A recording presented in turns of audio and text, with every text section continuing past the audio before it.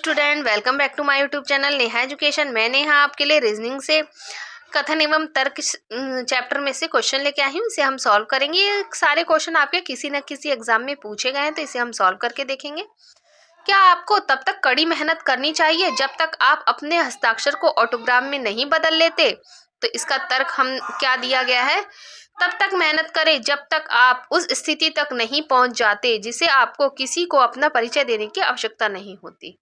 तो ये ठीक है, हम इससे ये रिलेटेड लग रहा है, तो ये हमारा ठीक है, क्योंकि हमें तब तक मेहनत करनी चाहिए जब तक हमें किसी और को ये नहीं बताना पड़ता कि हम हैं कौन, वो खुद हमें देखकर पहचान लेते हैं। तो ये एक ऑटोग्राफ की स्थिति है, तो ये हमारा पहला वाला सही है। आर्थिक रूप से सुरक्षित बनने के लिए कड़ी मेहनत करनी चाहिए, तो हमारा जो कथन है उसमें ऐसी कोई बात कही नहीं गई, तो ये हमारा गलत होगा।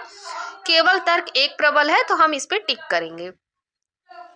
मच्छरों के उत्पन्न होने से बचने का उपाय क्या है? मच्छरों से अब हमें बताना है कि मच्छरों से जो उत्पन्न होते हैं उसको कैसे हम बच पाएं। तो हमें गंदे और रुके पानी को हटा देना चाहिए। ठीक है, हटा देना चाहिए, क्योंकि अगर हम साफ सफाई रखेंगे तो ही मच्छर कम उत्पन्न होंगे।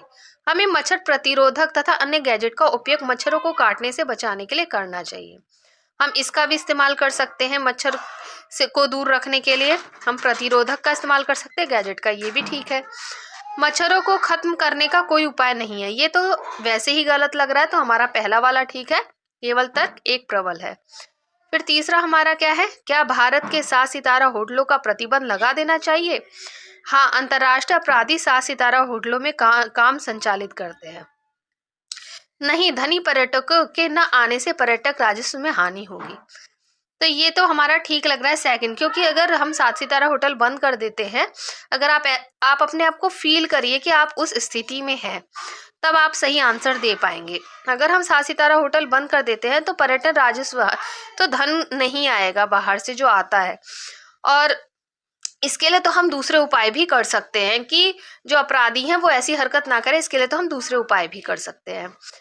चौथा हमारा क्वेश्चन है, क्या सरकार को विद्युत चालित वाहनों के प्रचलन को बढ़ाने के लिए सब्सिडी देनी चाहिए? तो पहले हमारा क्या तर्क दिया गया, हाँ, इससे विद्युत चालित वाहनों की बिक्री बढ़ेगी।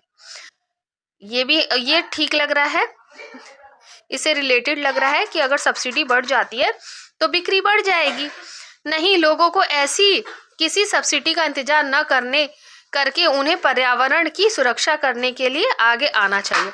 अब खुद तो वैसे भी हम इंडिया में रहते हैं, हमें पता खुद तो कोई आगे नहीं आता, कुछ सरकार को या कुछ किसी को मेहनत करनी पड़ती है कि दूसरा कोई आगे आए। तो पहले वाला सही लग रहा है, दूसरा गलत। तो यहाँ पर भी हमें केवल तर्क